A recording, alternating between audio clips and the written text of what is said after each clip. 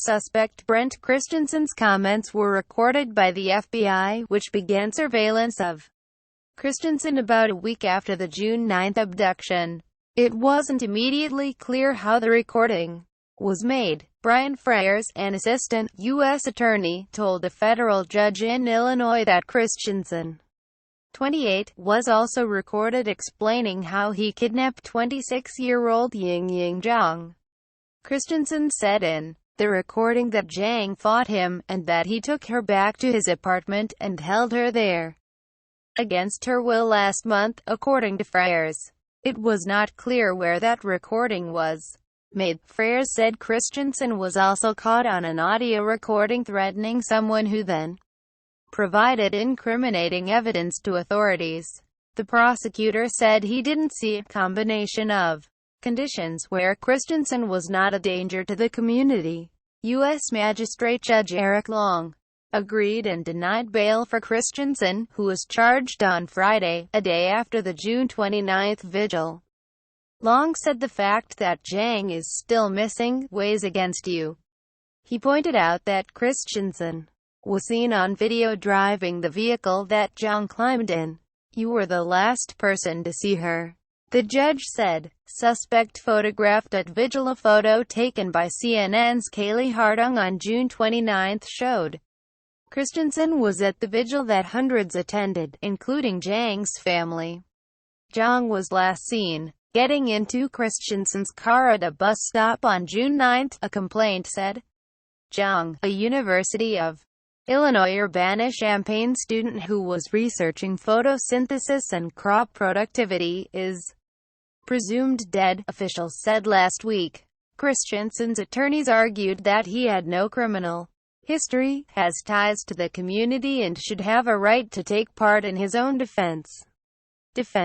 Attorney Tom Bruno said that lawyers in Illinois are ethically required to keep evidence in their possession, so they would only be able to pour through evidence with Christensen in person at a Macon County jail, where he is being held an hour from their offices. If we're given 1,000 pages, we can't make photocopies and leave them for him to read through carefully.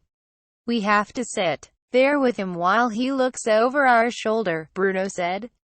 Christensen has not entered a plea in the case. A series of unusual circumstances, severe factors led police to charge Christensen last Friday, said FBI agent Special Agent Anthony Manganaro. Christensen's unusual car, a black Saturn Astra, had a sunroof and a cracked front passenger hubcap, like the vehicle that picked up Zhang on the day she vanished.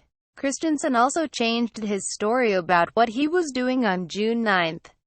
He first said he couldn't remember where he was between 2 p.m. and 3 p.m. of the day of the kidnapping, the complaint said. He later told authorities he was probably sleeping or playing video games at his residence all day, the FBI agent wrote in the complaint. Days later, Christensen admitted to investigators he was driving around the UI campus when he observed an Asian female with a backpack standing at a corner appearing distressed, the complaint said. Christensen said he drove up to a woman who told him she was late to an appointment and offered her a ride, the complaint said. Christensen also told authorities he may have made a wrong turn, and the woman panicked.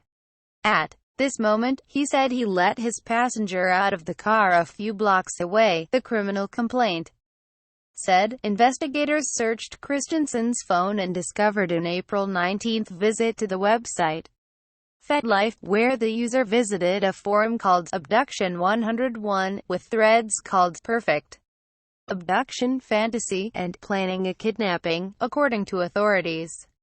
Investigators sought search warrants and started their surveillance of Christensen on June 16.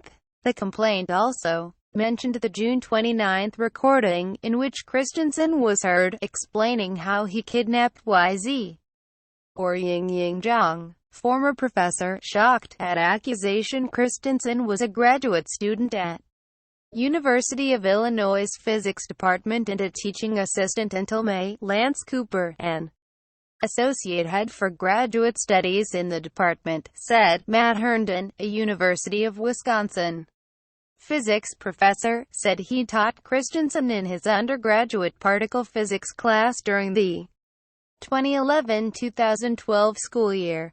In a statement, he said Christensen was a good student, CNN affiliate WKOW reported. Christensen later worked as an undergraduate researcher for Herndon. I'm shocked to learn of the crimes he is suspected of committing, Herndon said.